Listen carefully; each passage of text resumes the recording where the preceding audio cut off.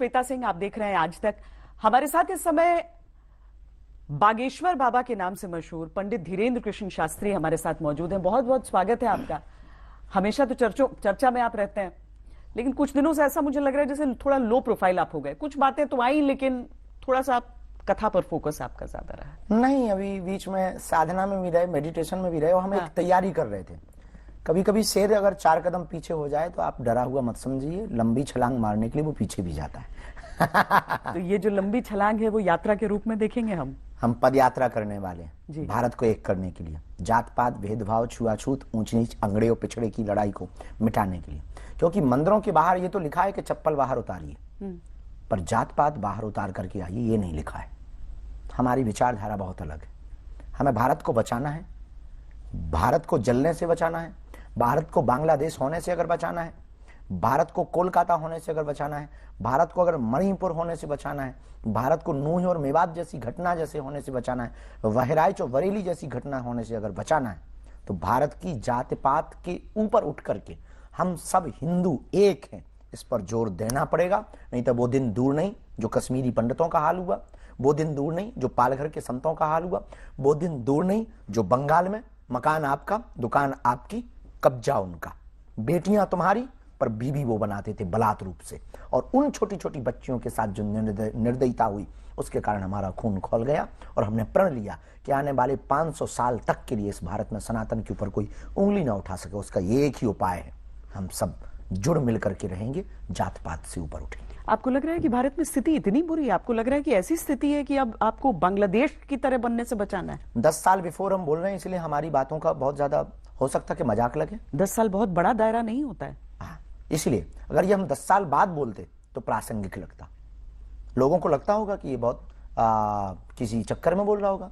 हम अपने केवल सिद्धांत पर बोल रहे हैं। हमारा यही सिद्धांत है, हमें सनातन को आगे बढ़ाना है, हिंदुओं को बचाना है। तो योगी आदित्यनाथ जब ये कहते हैं कि बटेंगे तो कटेंगे, जिसके इर्द गिर्द खूब राजनीति हो जाती है, और आप उस सुर में अगर बोलते हैं तो आपको कांग्रेस नेता कहते हैं कि ये तो बीजेपी की लिखाई हुई स्क्रिप्ट बोल रहे हैं। बेफिजूली की बातें हैं। 4 जुलाई को तब तक ये नारा भी नहीं आया था, हम तब से बोल रहे हैं। आपकी दृष्टि अभी गई है, ये दुर्भाग्य।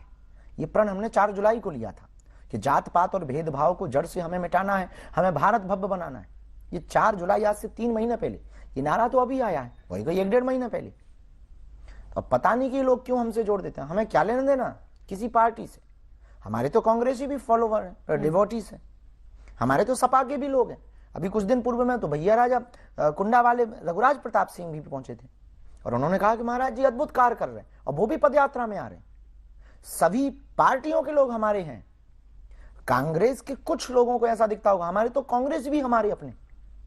तो ये यात्रा आपकी हिंदुओं को किसी दूसरे मजहब के विरुद्ध एकजुट करने की बात है, या फिर जातियों से परे हिंदू धर्म को एकजुट करने? केवल हिंदुओं को हिंदू से एक करने की बात है, जो बहुत ज्यादा जातियों में फंसे हुए हैं, ऊंच नीच में फंसे, छुआछूत में फंसे, और इस बात में फंसे कि ये हमला तो ये पंडित जी पर हुआ है, या ठाकुर साहब पर हुआ, या वैश्य पर हुआ है, या जाट पर हुआ है, या अहिरवार पर हुआ है, या फिर ये जो है किसी पटेल के ऊपर हुआ है।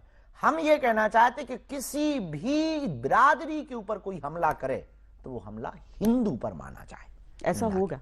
हमारे देश में तो कहते हैं कि धर्म बदलना बहुत आसान है, जाति बदली ही नहीं जा सकती है। हमें जाति नहीं बदलना है, हमें सिर्फ अपना गौरव करना, गर्व करना कि हम हिंदू हैं। सरनेम हमें हटाना ही नहीं, सरनेम हमें मिटाना ही नहीं, सिर्फ एक प्रयोग करना है कि हम हिंदू हैं।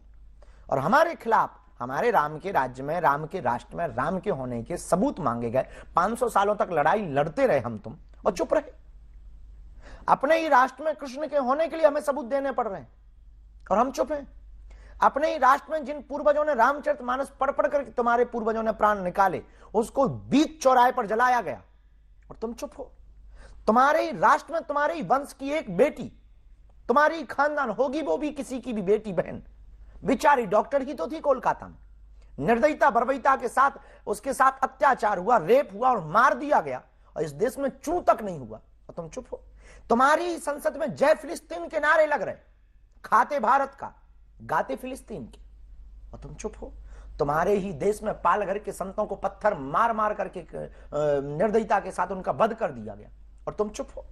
बहराइच की घटना, तुम चुप हो। कन्हैया लाल दर्जी राजस्थान, छुरा भोंक दिया गया और तुम चुप हो।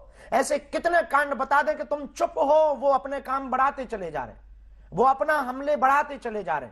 तुम्हारी राम की यात्रा पर पत्थर फेंकते, तुम चुप हो। तुम्हारे दुर्गा पंडालों को जलाते, तुम चुप हो। कब तक चुप रहोगे? इसीलिए सिर्फ सोए हुए हिंदुओं को जगाने के लिए हमने प्रण ठाना है कि अब जात पात से ऊपर आना है, भारत को भव्य बनाना है।